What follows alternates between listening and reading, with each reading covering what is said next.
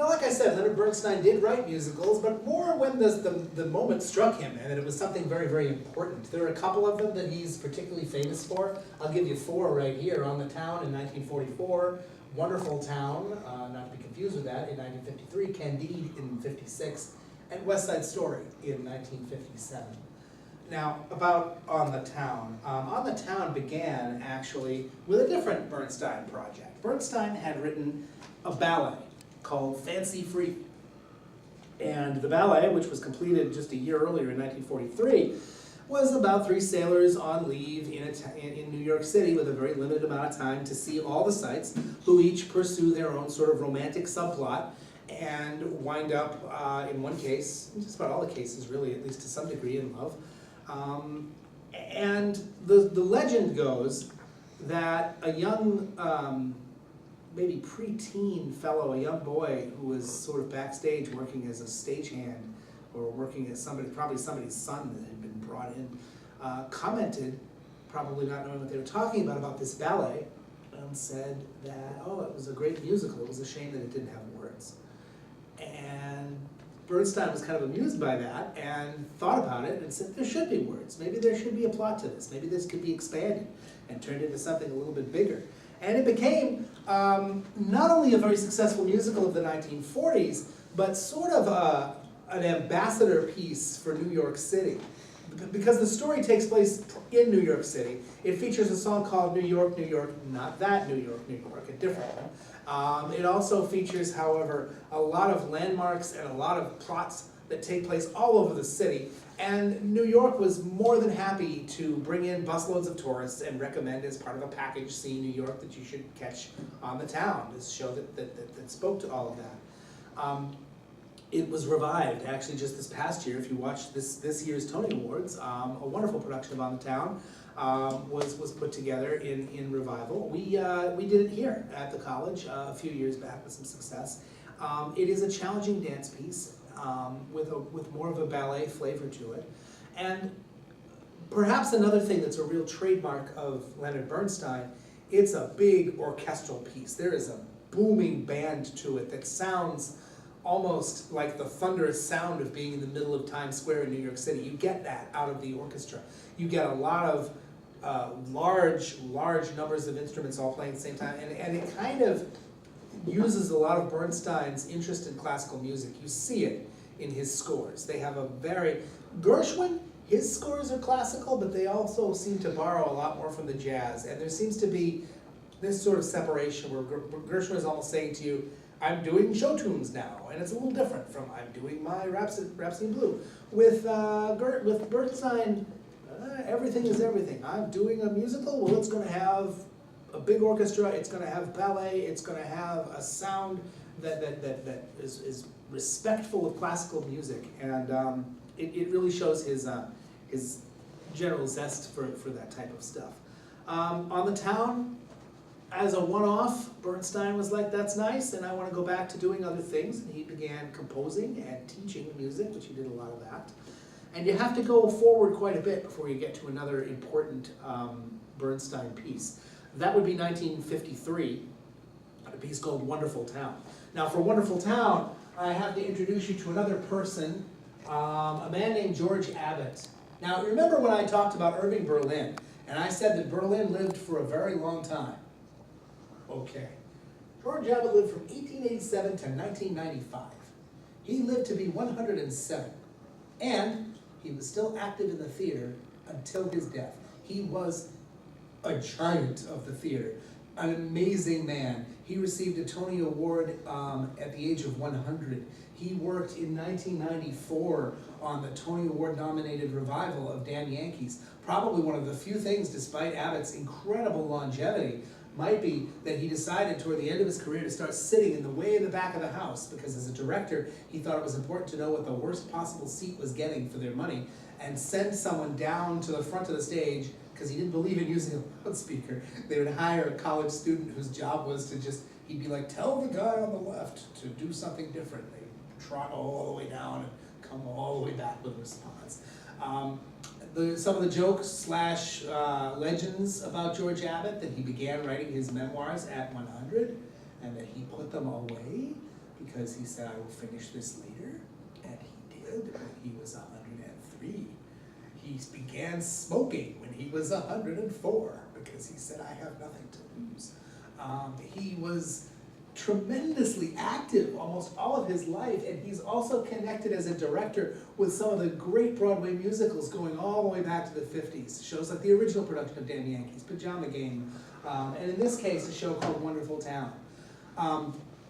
Bernstein and Abbott were friends, and Abbott had this show, Wonderful Town, that was, he felt, a little bit flawed, and it was being written and composed, the music was being done originally by a different writer. And I think Abbott knew he could trick Bernstein, because he said, I need your help, I'm gonna send you this script, and I want you to play through it on the piano, the score, and read through the script, and tell me what's wrong with it. And Bernstein came back to him and if, you know, and Abbott said, well, if necessary, could you maybe contribute some songs? Bernstein said, the only way I'll work on this, because there's so much wrong with it, is if I get to rewrite it myself from scratch. And he wrote a brand new score for Wonderful Town, and no one knows what happened to the original score, but that's okay, because the new one is a classic. And some believe that Abbott kind of knew that he would respond that way all along, and said, this is my way of tricking him into working on this. It's a show about two young girls from Ohio who go to New York in the big city to try to make it big, and they have a series of misadventures in sort of a Laverne and Shirley sort of spirit. It became a vehicle for an actress named Rosalind Russell, and has a number of successful individual songs. As a show, it doesn't get done quite as often, but it's got a very sweet little score. In 1956, Bernstein was approached by another legend, a woman named Lillian Hellman, one of my favorite playwrights, by the way. Lillian Hellman wrote The Children's Hour, and a number of Watch on the Rhine, and The Autumn Garden, and a number of really wonderful and strong pieces, particularly strong pieces for women. Hellman was married to Dashiell Hammett, who wrote the Maltese Falcon and all those mysteries. And when he was accused of being a communist, as was she, Hellman was one of the people who really stood up to the House Un-American Activities Committee and told them where they could go and stuff it. Very tough lady.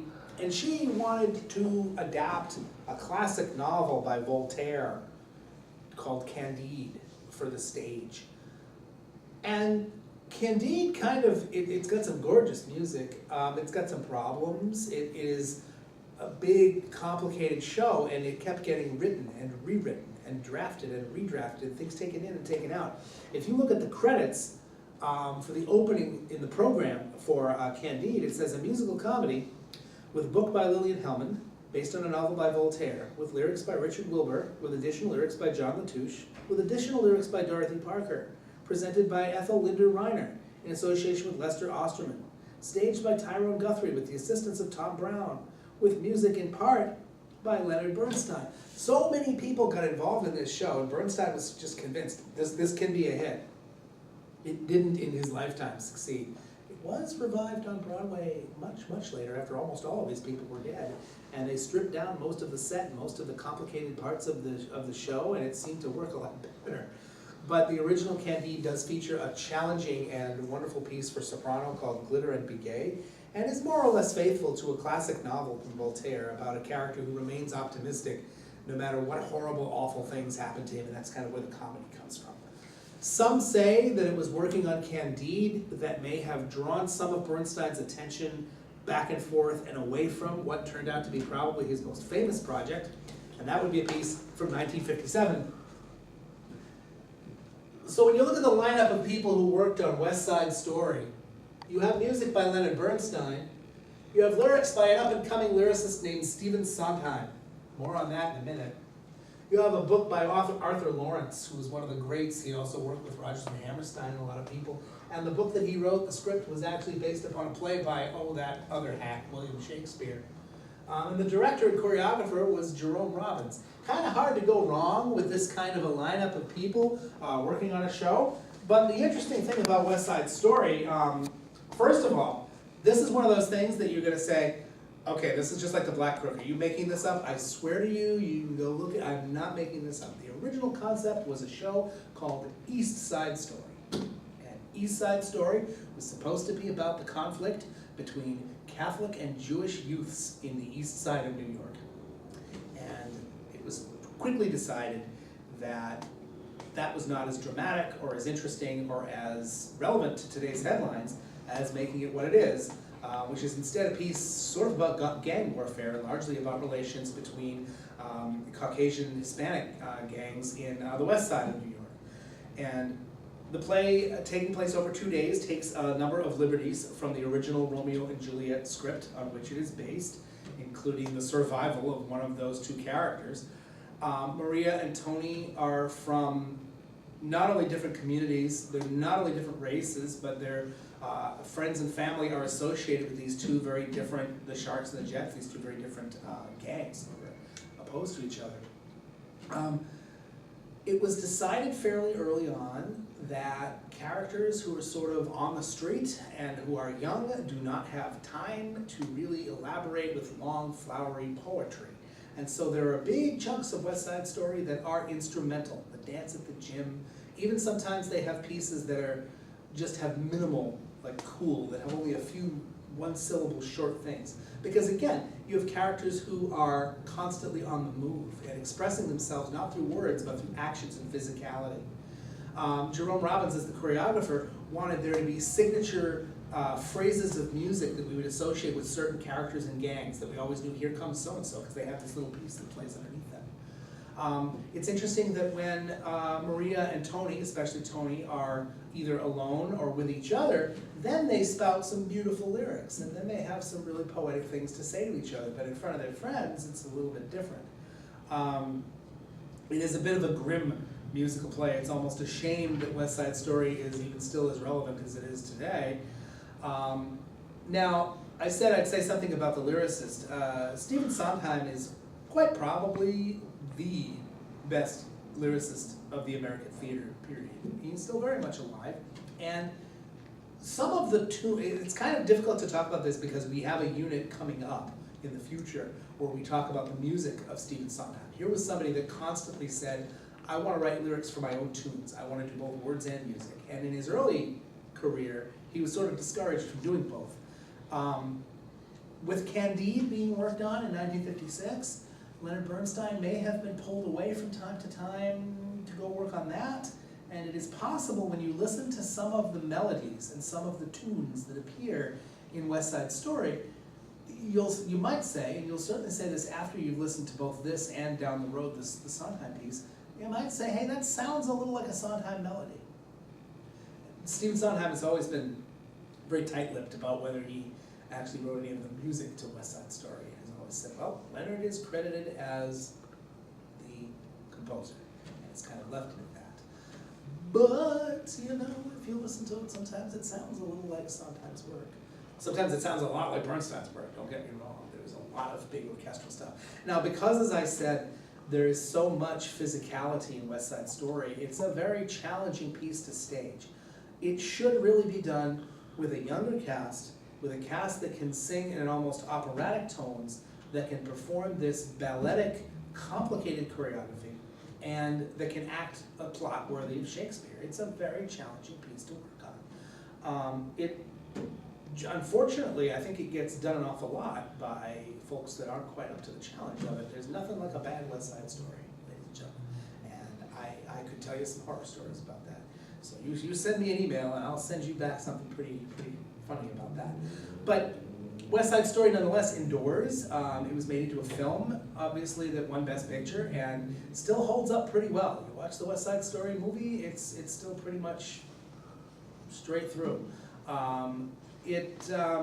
Again, it's been revived a number of times. Stephen Sondheim, genius that he is, worked on the revival of West Side Story and decided to teach himself some Spanish and insert Spanish lyrics into some of the melodies and replace them in the revival, and they still work remarkably well.